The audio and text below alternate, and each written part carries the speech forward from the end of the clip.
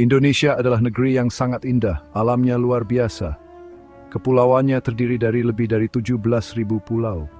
Bayangkan, negara kepulauan ini memiliki kekayaan alam yang sangat melimpah. Kekayaan ini menjadi sumber utama perekonomiannya. Dari tanah vulkanik yang subur hingga cadangan minyak dan gas yang besar, Indonesia itu seperti peti harta karun. Kekayaan mineralnya juga banyak, ada emas, tembaga, nikel, dan bauksit. Semua kekayaan ini memiliki potensi besar untuk membuat rakyat Indonesia makmur.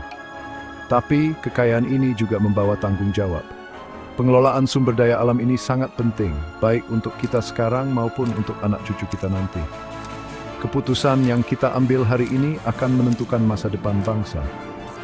Kita harus memastikan semua kekayaan ini bermanfaat untuk seluruh rakyat Indonesia.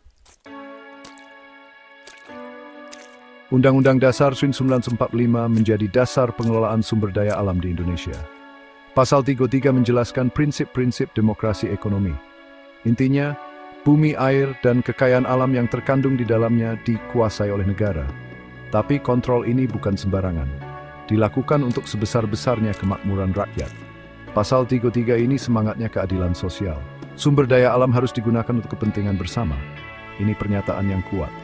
Menunjukkan cita-cita rakyat Indonesia untuk masyarakat yang adil dan makmur. Sejarah Indonesia erat kaitannya dengan pemanfaatan kekayaan alamnya. Pada zaman penjajahan, sumber daya alam diambil untuk kepentingan asing.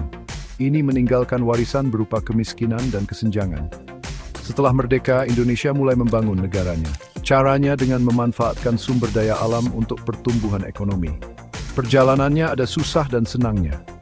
Ada masa ekonomi tumbuh pesat, tapi seringkali ada dampak negatifnya ke lingkungan dan masyarakat kecil. Kita explain about this scheme.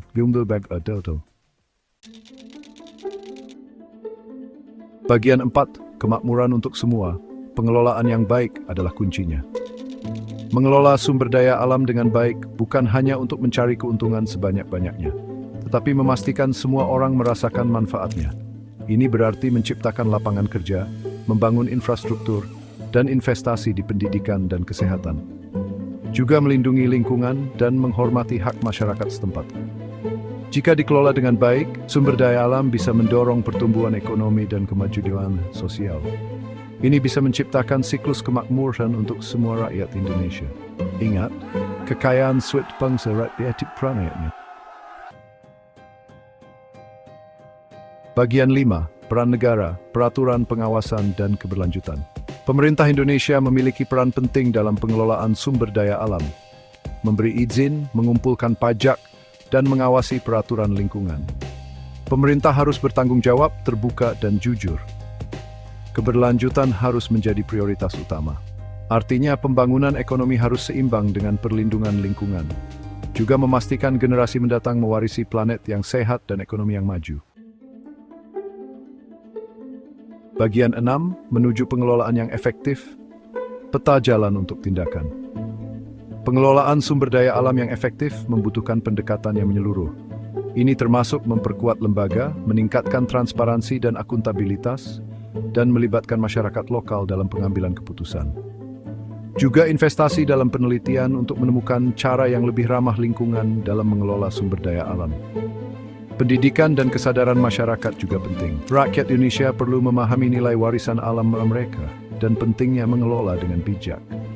Ini membutuhkan kerjasama dari pemerintah, masyarakat, dan sektor swasta. Bagian 7. Memastikan kemakmuran rakyat Indonesia. Yang harus menikmati kekayaan alam Indonesia adalah rakyat Indonesia. Ini berarti memastikan hasil dari sumber daya alam digunakan untuk meningkatkan kehidupan mereka. Juga melindungi kesehatan dan mata pencaharian mereka dari dampak negatifnya. Transparansi dan akuntabilitas sangat penting. Pemerintah harus bertanggung jawab kepada rakyat atas pengelolaan sumber daya alam.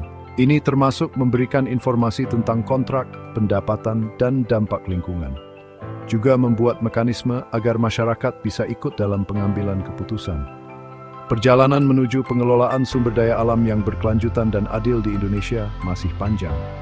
Butuh usaha bersama dari semua pihak. Dengan bekerja sama, rakyat Indonesia bisa memastikan kekayaan alamnya bermanfaat untuk generasi sekarang dan yang akan datang. Sa sabayin simbut singir bandada yang ins pro.